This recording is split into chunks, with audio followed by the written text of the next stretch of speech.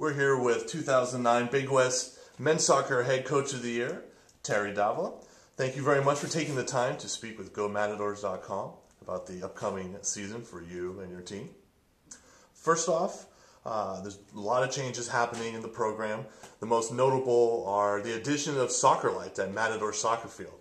If you can just explain what this means to you and your program, as these will be the first night games taking place on campus since making the move from North Campus Stadium prior to the 2002 season.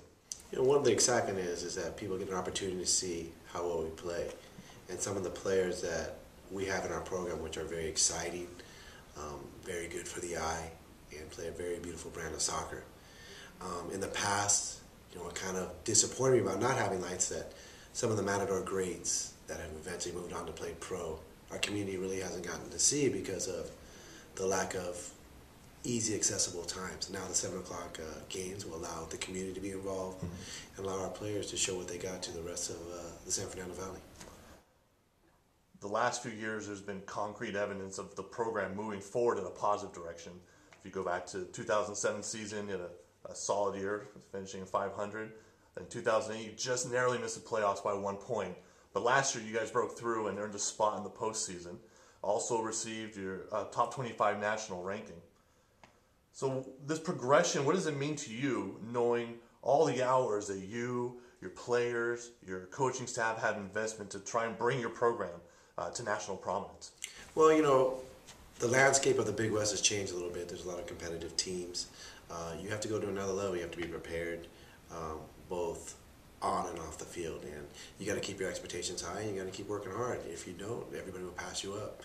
And as you all know, West Coast soccer is very, very dominant. With UCLA in our back door and Santa Barbara in your back door, you got to keep up. You got to keep up. Now, I know preparations are continuing for your opening game of the 2010 season, which will take place here on September 1st at 7 o'clock against San Diego. How is your team looking during their initial practices? Well, we start August 14th. Some of the things that we're excited about is that we had a good spring. You know, we showed some quickness, we showed some elusiveness. We're very excited about that. You know, we just got to be a little bit dynamic. We've been predictable over the last couple of years. We didn't have any real game changers, but we had some great players. This year we think we have some game changers, and we're excited about that. Now, I know you're in a unique situation where you have a young roster, but a majority of the players on your roster have utilized their redshirt season. So you have a young but experienced team that will take the pitch here for Cal State Northridge in 2010. You have 1 senior, and you have 7 juniors, and 10 players who've utilized their redshirt season. So how does that an asset for you and your coaching staff? Well, you know, I mean, they understand our system. They've been with us for a while. They understand the academic protocol. They understand the practice protocol. They understand the weightlifting protocol. And there's some maturity. People that have survived our program as far as doing the right thing and doing the best they can are here. And we're excited, you know, to show our fruits of our labor. And we think our kids are ready to go and show the nation that we're a good team, and that we're going to give it everything we got every single game. Now, you have a number of all Big West recipients returning this year for you, and Renee Nguiano, netminder Michael Abelos, also Camilo Rojas is returning after redshirting last season. You also have a solid core group of returning juniors. You have Rafael Garcia, Jeremy Hahn, Matias Movey, Nicholas Hamilton, Daniel Yoon. What are your expectations of this group of returning players as they lead the way for your team this year? You know, one of our main goals is that everybody, as it says, I don't want to sound cliche-ish, but we just want to do the best we possibly can. And we want to give our effort every single time. And we figure if we do that and we're prepared well, that, you know what, we're going to have a nice season. We like our kids. We like their dedication to the program. And we like that all of them want to improve our program and help it take it back to the national level that we once were at. Now, I know talking to your players, a lot of them have shared similar sentiments as far as your schedule each and every year is concerned. They're willing to play anyone, anywhere, any place, at any time. And that's evident with the schedule that's created here in 2010. You have 6 teams that were ranked in the top 25 last season on your schedule in 2010. If you can kind of share with Matador soccer fans about how the coaching staff goes about creating a schedule, especially of this caliber. Well, you know, you go into the Big West, and the Big West competition during league is immense and very difficult. So you probably put yourself in situations that are stressful, that expose some of your weaknesses, so you can get ready for the season. If you're afraid to take on the best, then you shouldn't be playing soccer, and you shouldn't want to become a program that wants to be great. We feel that we want to play the best teams because we feel that they bring the best out of us. And for those soccer fans who are curious of the 6 teams, those would be San Diego and UCLA. Those 2 non-conference games will take place here at Matador Soccer Field. You'll compete against Washington at the Cal State Fullerton tournament in early September. UC Santa Barbara and UC Irvine during the Big West schedule. And you mentioned about the caliber of opponents during the Big West Conference, especially when you reach that part of the season, which for your team will start on October 2nd with your inaugural conference game at Cal State Fullerton. Can you just share your thoughts about the other teams in conference? I mean, go one by one. I mean, Riverside's an exciting team, well coached and disciplined. Junior does a good job with putting a good, hard-working team out there. Fullerton is dynamic, exciting.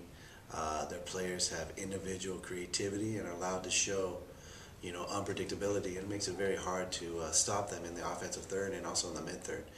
Santa Barbara speaks for itself. Santa Barbara's probably been the best team in the nation over the last 10 years. I would like anybody to argue with that because there's no way you can argue with that. UC Irvine has become a very dominant force over the last couple of years, and Slow with Paul Holliger is just great. And then you can never forget Davis, who had that great run in 2008 with Dwayne Schaefer, excuse me. Mm-hmm. And he was just a dominant coach, and they play really good soccer. Something I'm curious to find out, your final game prior to starting conference play is against San Francisco, on the road at San Francisco, which caps off a 6-game road trip that includes a stop against last year's College Cup semifinalist University of Akron. So the game at San Francisco against the top 25 ranked team from last season, was that put on the schedule right before Big West play for those reasons? Well, it kind of simulates, what Davis is all about, making that trip up there. So, we get used to playing up north and taking that trip and being prepared mentally for that.